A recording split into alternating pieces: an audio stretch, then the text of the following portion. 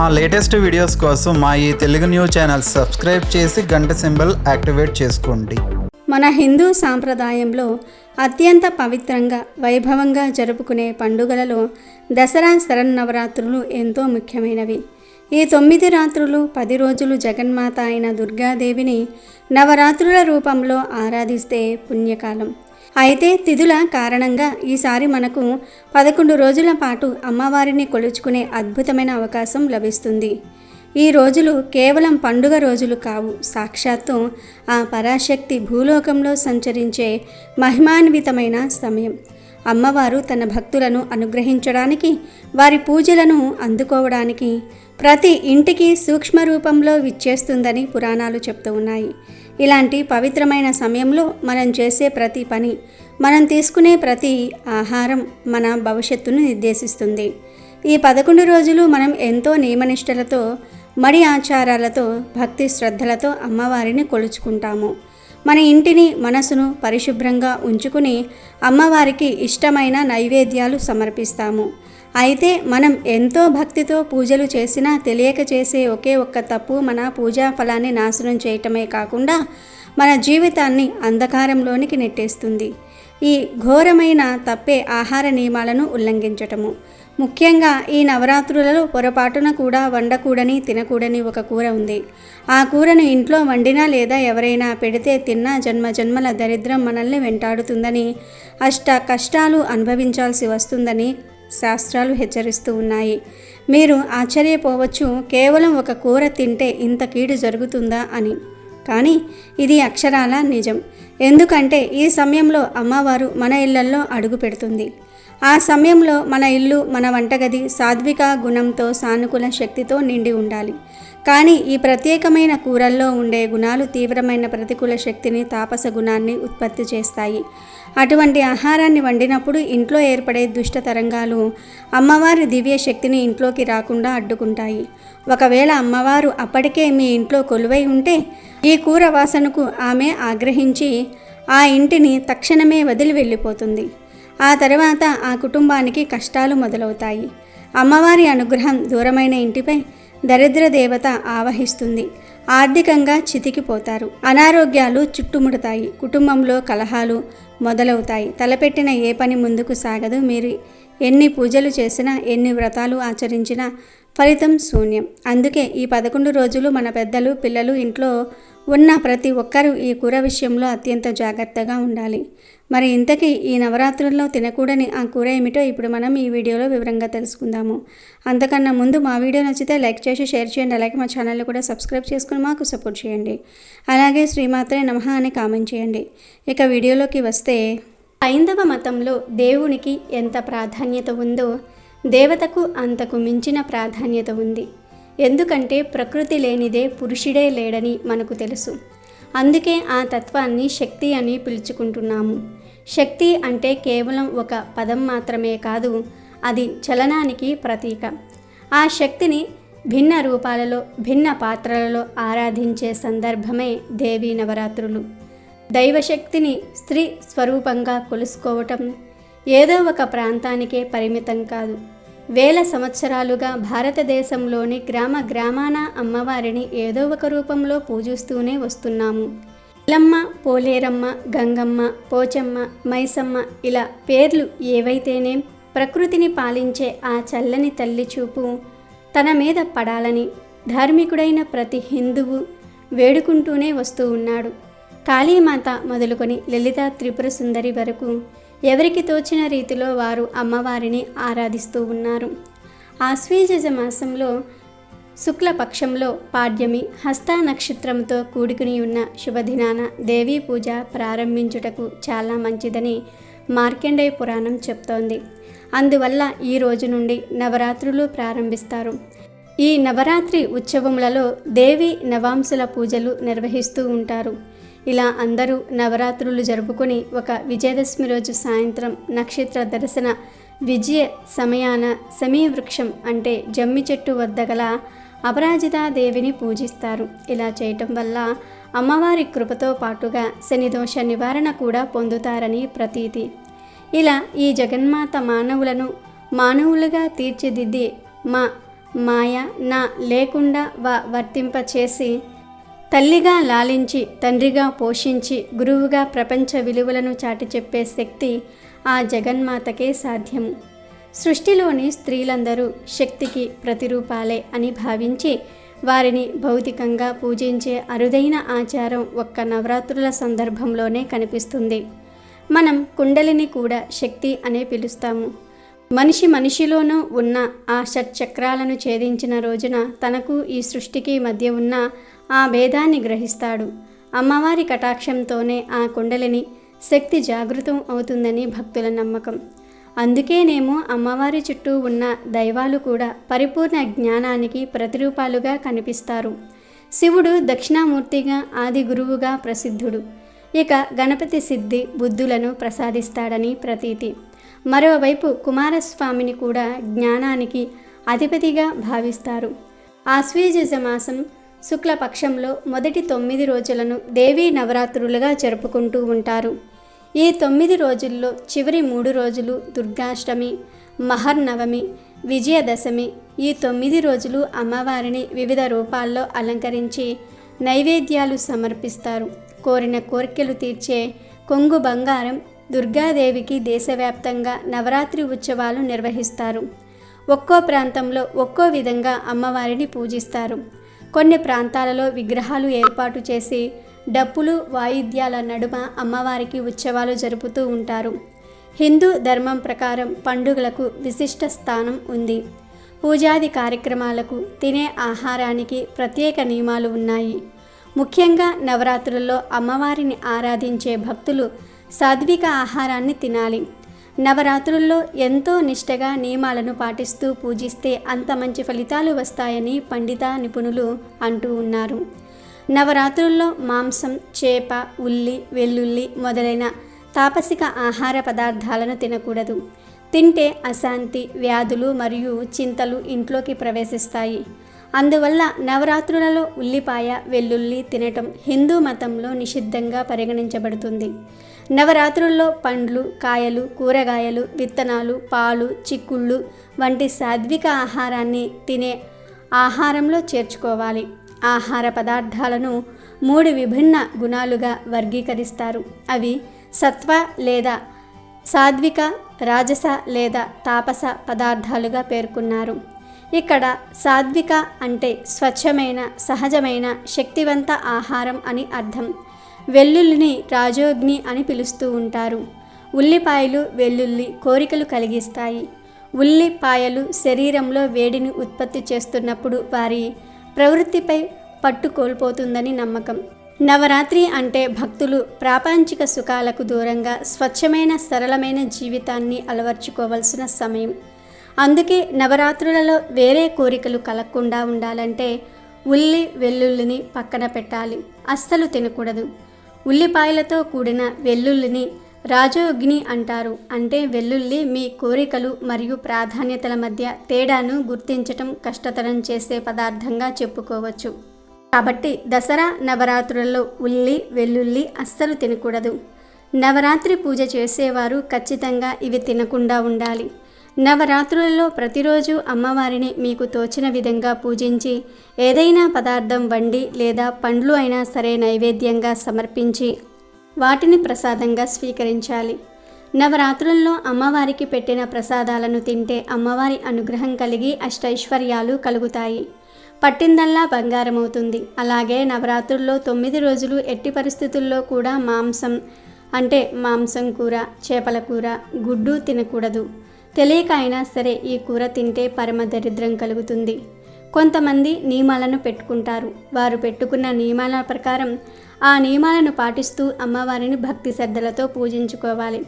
కొంతమంది ఈ 9 రోజులు మాంసాహారం తినకూడదు అని నియమం పెట్టుకొని ఆ తర్వాత ఉండలేక తినేస్తూ ఉంటారు. పొరపాటున కూడా ఈ పనులు మాత్రం చేయవద్దని పండితులు చెప్తూ ఉన్నారు. మీరు ఉండగలిగితేనే ఆ నియమాలను పెట్టుకోండి, లేకపోతే లేదు. అమ్మవారిని భక్తిగా పూజించుకోండి చాలు. ఒకవేళ మర్చిపోయి నవరాత్రుల్లో మీరు మాంసాహారం తింటే దరిద్రదేవత మీ ఇంట్లోకి వస్తుంది. అంటే నియమం పెట్టుకొని పొరపాటున మీరు తిన్నారు అనుకోండి, ఆ దేవికి ఆగ్రహం కలుగుతుంది. కాబట్టి పొరపాటున కూడా నవరాత్రులలో చికెన్, మటన్, చేపలు, రొయ్యలు వంటి పదార్థాలను తినవద్దు. ముఖ్యంగా నవరాత్రి పూజ చేసేవారు వీటి దరిదాపుల్లోనికి కూడా వెళ్ళవద్దు. కోడిగుడ్డును కూడా నవరాత్రుల్లో తినవద్దు.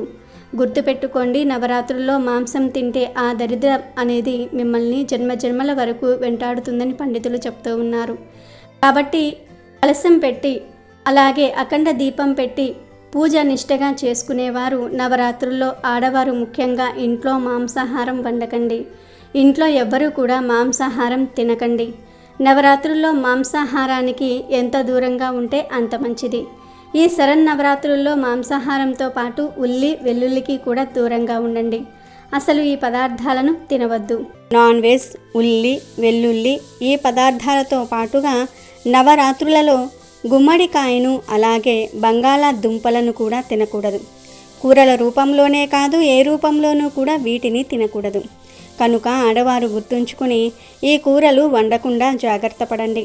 ఇవే కాక ఎక్కువ పుల్లగా ఉండే పదార్థాలను, ఎక్కువ కారంగా ఉండే పదార్థాలను కూడా నవరాత్రులలో తినకూడదు. మీరు పూజలు చేసినా చేయకపోయినా ఈ పదార్థాలు మాత్రం తినకండి. ఇంట్లో కానీ బయట కానీ ఎక్కడా కూడా ఈ ఆహార పదార్థాలు తినకూడదు.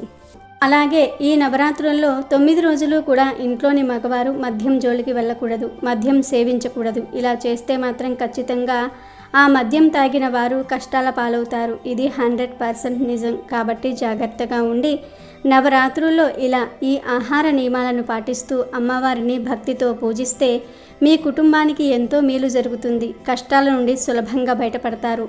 అమ్మవారు మిమ్మల్ని రక్షణ కవచంలాగా కాపాడుతుంది. దసరా నవరాత్రులలో ఆడవారు పొరపాటున కూడా ఈ రంగు గాజులు వేసుకోకూడదు. వేసుకుంటే భర్తకు తీరని కష్టాలు వస్తాయని పండితులు చెప్తూ ఉన్నారు. ఈ రంగులు వేసుకోవటం వలన లక్ష్మీదేవికి కోపం వస్తుంది, కష్టాలు బాధలు ఎదురవుతాయి. మరి దేవీ నవరాత్రులలో ఆడవారు ఎలాంటి గాజులు ధరించాలి, ఎలాంటి గాజులు ధరించకూడదు అనే విషయాన్ని ఈరోజు మనం ఈ వీడియోలో తెలుసుకుందాము. దసరా నవరాత్రులలో సాధారణంగా ఆడవారు అమ్మవారిలాగా అలంకరించుకొని దర్శనమిస్తారు. అలా అలంకరించుకునే క్రమంలో కొన్ని పొరపాట్లు చేయకూడదు.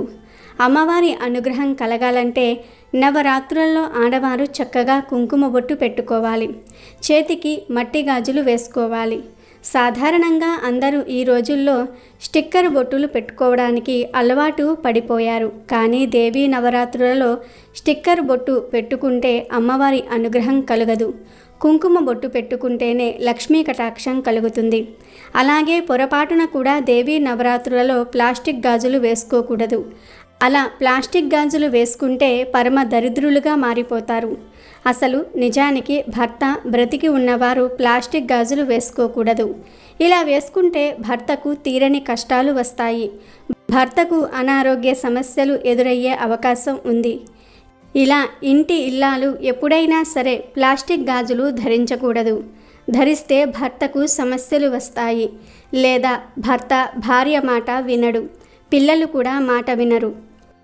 కనుక ఎప్పుడూ కూడా ప్లాస్టిక్ గాజులు ధరించవద్దు. ముఖ్యంగా ఈ దేవీ నవరాత్రుల్లో మాత్రం ఆ తప్పు చేయకండి. ప్లాస్టిక్ గాజులు వేసుకోకండి. ఈ దేవీ నవరాత్రుల్లో మట్టి గాజులు వేసుకుంటే చాలా మంచిది. ఈ మట్టి గాజుల్లో కూడా కొన్ని కలర్స్ ఉన్న గాజులు వేసుకుంటేనే లక్ష్మీ కటాక్షం కలుగుతుంది. ముఖ్యంగా ఈ దేవీ నవరాత్రులలో ఆడవారు రెడ్ కలర్ గాజులు వేసుకున్న, గ్రీన్ కలర్ గాజులు వేసుకున్న, ఎల్లో కలర్ గాజులు వేసుకున్న, గోల్డ్ కలర్ గాజులు వేసుకున్న లక్ష్మీ కటాక్షం కలుగుతుంది. ఈ నవరాత్రుల్లో రెడ్ కలర్ గాజులు వేసుకుంటే అమ్మవారి అనుగ్రహంతో సుమంగళి తత్వం సిద్ధిస్తుంది. నవరాత్రుల్లో గ్రీన్ కలర్ గాజులు వేసుకుంటే అమ్మవారి అనుగ్రహంతో వృత్తి, ఉద్యోగ, వ్యాపార రంగాలలో విశేషంగా రాణిస్తారు. ఈ నవరాత్రుల్లో పసుపు కలర్ గాజులు వేసుకుంటే అమ్మవారి అనుగ్రహం కలిగి మంచి పేరు ప్రఖ్యాతలు వస్తాయి. అలాగే దేవీ నవరాత్రుల్లో బంగారం రంగులో ఉన్న గాజులు ధరిస్తే విశేషంగా లక్ష్మీ కటాక్షం కలుగుతుంది. అందుకే ఆడవారు ఈ దేవీ నవరాత్రుల్లో రెడ్ కలర్ గాజులు కానీ, గ్రీన్ కలర్ గాజులు కానీ, ఎల్లో కలర్లో ఉన్న గాజులు కానీ, గోల్డ్ కలర్లో ఉండే గాజులు కానీ, మట్టి గాజులు మాత్రమే వేసుకోండి. మీకు అమ్మవారి అనుగ్రహం కలిగి అంతా మంచే జరుగుతుంది. కానీ ఈ దేవి నవరాత్రులలో పొరపాటున కూడా black colour, blue colour, grey colour గాజులు వేసుకోవద్దు. ఎందుకంటే ఈ రంగు గాజులు అమ్మవారికి నచ్చవు. ఈ రంగు గాజులు వేసుకుంటే సమస్యలు ఎక్కువగా వస్తాయి కనుక ఈ రంగు గాజులను దేవీ నవరాత్రుల్లో ఎట్టి పరిస్థితుల్లోనూ ధరించవద్దు. అలాగే ఈ దేవీ నవరాత్రులలో మట్టి గాజులు వేసుకునే ఆడవారు కనీసం 1/2 డజను గాజులు ధరించాలి. అంటే 2 చేతులకు కలిపి కనీసం 1/2 డజను గాజులు అయినా సరే ఉండాలి. 1/2 డజను కన్నా ఎక్కువ ఉన్నా పర్వాలేదు, కానీ తక్కువ ఉండకుండా చూసుకోవాలి. ఇలా నవరాత్రుల్లో మట్టి గాజులు ధరించండి. ప్లాస్టిక్ గాజులు, నలుపు రంగు గాజులు, బ్లూ కలర్ గాజులు, గ్రే కలర్ గాజులు ధరించవద్దు. కుంకుమ బొట్టు పెట్టుకోండి. స్టిక్కర్ బొట్టులు పెట్టుకోవద్దు. దేవీ నవరాత్రులలో ఆడవారు ఈ నియమాలను పాటిస్తే తప్పకుండా అమ్మవారి అనుగ్రహం కలుగుతుంది. మీరు చేసే పూజలకు కూడా పూర్తి ఫలితం వస్తుంది. ఆశ్వయుజ మాసం వచ్చింది అంటే మనమంతా ఎంతో ఆనందాన్ని పొందుతాము. ఆ ఆనందానికి గల కారణం అమ్మ గుర్తుకు రావటమే. అమ్మ అంటే మరి ఎవరో కాదు, ఆ జగన్మాత, ముగురమ్మల మూలపుటలమ్మ, నవదుర్గ స్వరూపిణి శ్రీ రాజరాజేశ్వరీ దేవి. ఎందరో మహాయోగులు నిరూపించినట్లు ఈ సృష్టిలో ఉన్న చరాచర వస్తువులన్నిటిల్లోనూ మానవాతీతమైన, అనిర్వచనీయమైన, అవయుక్తమైన, చైతన్యవంతమైన, ఏదో తెలియని ఒక మహా అద్భుత శక్తి ఒకటి దాగి ఉంది. ఈ సృష్టిలో కల జ్యోతిర్మండలాలు మానవ నిర్మితాలు మాత్రం కావు అన్నది రూఢిగా అందరూ ఆమోదించే విషయం. ఆ శక్తినే పరమేశ్వరి శక్తిగాను, పరాశక్తిగాను, జగన్మాత శక్తిగాను పలు రూపాల్లో పిలుస్తూ ఉపాసిస్తూ ఉంటారు. ఈ శక్తే గనుక లేకుంటే శివుడైనా ఏమీ చేయలేడని, శివుని యొక్క శక్తి స్వరూపమే దుర్గా అని ఆదిశంకరాచార్యుల వారు వారి అమృత వాక్కులో చెప్పారు. ఈ దేవదేవి రాత్రి రూపం గలది అని, పరమేశ్వరుడు పగల రూపం గలవాడు అని ఈ దేవిని రాత్రి సమయంలో అర్చిస్తే సర్వ పాపాలు నాశనమవుతాయని, సమస్త కోరికలు సిద్ధిస్తాయని మత్స్యపురాణం మనకు తెలియజేస్తోంది. ఆశ్వయుజ మాసంలోని శుక్లపక్షంలో పాడ్యమి తిథిలో హస్త నక్షత్రంతో కూడుకుని ఉన్న శుభదినాన ఈ దేవీ పూజ ప్రారంభించుటకు చాలా మంచిదని మార్కండేయ పురాణం చెప్తోంది. అందువల్ల ఆ రోజు నుండి ఈ నవరాత్రులు ప్రారంభిస్తారు. అయితే ఎంతో పవిత్రమైన ఈ దసరా నవరాత్రుల్లో ఆడవాళ్ళు పొరపాటున కూడా ఈ పనులు చేయకూడదు. 7 తరాల వరకు వదలని దరిద్రం పడుతుంది. అమ్మవారికి కోపం వస్తుంది. కష్టాలు సమస్యలు వస్తాయి. కోరి కష్టాలు తెచ్చుకున్నట్లవుతుంది. కనుక దసరా నవరాత్రుల్లో ఎవ్వరూ కూడా ఈ తప్పు పనులు చేయవద్దు అని శాస్త్ర పండితులు చెప్తూ ఉన్నారు. దసరా నవరాత్రుల్లో ఎవ్వరూ కూడా కొన్ని తప్పు పనులు చేయకూడదని శాస్త్రాలు చెప్తూ ఉన్నాయి. మొదటిగా నవరాత్రుల్లో ఎవ్వరూ కూడా హెయిర్ కట్ చేయించుకోకూడదు. గుండు చేయించుకోకూడదు. జుట్టు బాగా పెరిగిన వాళ్ళు నవరాత్రులు స్టార్ట్ అవ్వకముందే హెయిర్ కట్ చేయించుకోవాలి. అంతేగాని ఎట్టి పరిస్థితుల్లోనూ నవరాత్రుల్లో జుట్టు కత్తిరించుకోకూడదు. తరతరాల వరకు తరగని దరిద్రం పడుతుంది. కష్టాలు ఎదురవుతాయి. అలాగే నవరాత్రులలో అఖండ దీపం పెట్టేవారు వారి ఇంట్లో 9 రోజుల పాటు ఎవరో ఒకరు ఉండేలాగా చూసుకోవాలి. అంతేగాని ఎవరూ లేకుండా ఇంటికి తాళం వేయకూడదు. అలా చేస్తే కోరి కష్టాలు తెచ్చుకున్నట్లు అవుతుంది. నవరాత్రులలో ఇంట్లో నిమ్మకాయ కొయ్యకూడదు. అంటే అమ్మవారికి దీపం పెట్టడానికి, అమ్మవారికి సంబంధించిన పూజలు చేసేటప్పుడు నిమ్మకాయలు కొయ్యవచ్చు, కానీ మన సొంత అవసరాలకు నిమ్మకాయలు కొయ్యకూడదు. అరిష్టం జరుగుతుంది. బీపీలు, షుగర్లు ఉన్నవారు నవరాత్రుల్లో ఉపవాసం చేయాల్సిన అవసరం లేదు. వయసు మళ్ళిన వారు కూడా ఉపవాసం చేయనవసరం లేదు. ఉపవాసం మన శరీరానికి ఉపయోగం, కానీ దానివల్ల దేవుడికి ఏమీ ఉపయోగం ఉండదు. బాగా తినేసి పూజలో కూర్చుంటే దేవుడిపై శ్రద్ధ ఉండదు అనే భావనతో మన పెద్దవాళ్ళు ఈ నియమం పెట్టారు తప్ప ఉపవాసం చేస్తేనే కోరికలు నెరవేరుతాయి అనేది అవాస్తవం. కాబట్టి కటిక ఉపవాసాలు చేసి ఆరోగ్యం పాడు చేసుకోకండి. పలహారాలు, పండ్లు తిని ఉపవాసం చేయండి, లేదా ఒక పూట భోజనం చేసి ఉపవాసం ఉండండి. ఇలా ఉపవాసం చేసేవారు పగటిపూట నిద్రించకూడదు. ఒకవేళ నిద్రిస్తే ఫలితం అనేది రాదు. నవరాత్రుల్లో వంటకాలలో చక్కెరను వాడకూడదు. బెల్లం లేదా తేనెను ఎక్కువగా వాడాలి. ముఖ్యంగా అమ్మవారికి వండే నైవేద్యాల విషయంలో ఈ నియమం తప్పక పాటించాలి. నెలసరిలో ఉన్న ఆడవారు దేవీ నవరాత్రుల్లో పూజ చేయకూడదు. ఒకవేళ నవరాత్రుల పూజ స్టార్ట్ చేశాక మధ్యలో నెలసరి వస్తే అమ్మవారికి నమస్కారం చేసుకొని అక్కడితో పూజ ఆపేయవచ్చు. దాని వలన ఎటువంటి పాపం అంటదు. ఈ నవరాత్రులలో ఆడవారు ఇంట్లో ఏడవకూడదు. పిల్లల మీద, భర్త మీద అరవకూడదు. ఆడవారు ఈ రోజుల్లో ప్రశాంతంగా ఉండాలి. అలాగే ఆడవారు నవరాత్రుల్లో ఇంటిని పరిశుభ్రంగా ఉంచుకోవాలి. రోజుకు ఒక్కసారైనా సరే ఇంట్లో ధూపం వెయ్యాలి. దసరా నవరాత్రుల్లో వాయినాలు ఇస్తారు కదా, అలా వాయినాలు ఇచ్చేటప్పుడు విధవలు కానీ గొడ్రాళ్ళు కానీ పూజలో పాల్గొంటే అశుభం అని దయచేసి వారిని అవమానించకండి, బాధ పెట్టకండి. ఇంటి లోపల ఎంతో నిష్ఠగా పూజ చేసి బయటకొచ్చి ఇంకో స్త్రీని ఏడిపిస్తే అమ్మవారు అస్సలు సహించరు. అసలు నవరాత్రి అంటేనే ప్రతి స్త్రీలో అమ్మవారిని చూడటం కాబట్టి భర్త లేని వారు కనిపిస్తే వారికి వాయనం బదులు ఏదో ఒక పండు కానీ ప్రసాదం కానీ ఇచ్చి గౌరవించండి. అంతేగాని వారిని అవమానపరిచి పంపకండి. మగవారు నవరాత్రుల్లో మద్యము, మాంసాహారం వంటి వాటికి దూరంగా ఉండాలి. స్త్రీలు, పురుషులు, భార్యాభర్తలు బ్రహ్మచర్యాన్ని తప్పక పాటించాలి. ఇవే నవరాత్రుల్లో చేయకూడని పనులు. కాబట్టి మీరు కూడా దసరా నవరాత్రుల్లో ఈ పనులు చేయకుండా జాగ్రత్త పడండి. జగన్మాత అయిన దుర్గాదేవి మహిషాసురుడనే రాక్షసునితో 9 రాత్రులు యుద్ధము చేసి అతనిని వధించి విజయాన్ని పొందిన సందర్భమున 10వ రోజు ప్రజలంతా సంతోషముతో విజయదశమి పండుగ జరుపుకున్నారు. బ్రహ్మదేవుని వరాల వలన వరగర్వితుడైన మహిషాసురుడు దేవతలతో ఘోరమైన యుద్ధం చేసి వారిని ఓడించి ఇంద్ర పదవి చేపట్టాడు. దేవేంద్రుడు త్రిమూర్తులతో మొరపెట్టుకొనగా మహిషాసురునిపై వారిలో రగిలిన క్రోధాగ్ని ప్రకాశవంతమైన తేజముగా మారింది. త్రిమూర్తుల తేజము కేంద్రీకృతమై ఒక స్త్రీ రూపమై జన్మించింది. శివుని తేజము ముఖముగా, విష్ణు తేజము బాహువులుగా, బ్రహ్మ తేజము పాదములుగా కలిగి మంగళమూర్తిగా అవతరించిన ఆమె 18 బాహువులను కలిగి ఉంది. ఆమెకు శివుడు శూలమును, విష్ణువు చక్రమును, ఇంద్రుడు వజ్రాయుధమును, వరుణదేవుడు పాశమును, బ్రహ్మదేవుడు అక్షమాల కమండలము, హిమవంతుడు సింహమును వాహనంగానూ ఇచ్చారు. ఇలా సర్వదేవతల ఆయుధములు సమకూర్చుకొని మహిషాసురుణ్ణి సైన్యంతో తలబడి భీకరమైన యుద్ధాన్ని చేసింది ఆమె. మహిషాసురుని తరపున యుద్ధానికి వచ్చిన ఉదద్రుడు, మహాహనుడు, శిలోముడు, భాష్కలుడు, బిడాలుడు మొదలైన వారిని సంహరించిన తరువాత మహిషాసురునితో 9 రోజులు తలపడినది. ఈ యుద్ధములో ఆ దేవి వాహనమైన సింహము శత్రువులను చీల్చి చెండాడింది. దేవితో తలపడిన అసురుడు మహిషి రూపము, సింహరూపము, మానవ రూపముతో భీకరముగా పోరి చివరకు 10వ రోజు తిరిగి మహిషి రూపంలో దేవి చేతిలో హతుడైనాడు. ఈ విధంగా అప్పటి నుండి మహిషిని సంహరించిన దినము విజయదశమి పర్వదినంగా పిలువబడుతోంది. అమ్మవారు 9 రోజులు మహిషాసురునితో తలపడిన 9 రోజులే నవరాత్రులుగా మారాయి. అమెజాన్లో బెస్ట్ డిస్కౌంట్స్ కోసం వీడియో డిస్క్రిప్షన్లో లింకు ఉంది, చూడండి. అలాగే మా టెలిగ్రామ్ ఛానల్ సబ్స్క్రైబ్ చేసుకోండి.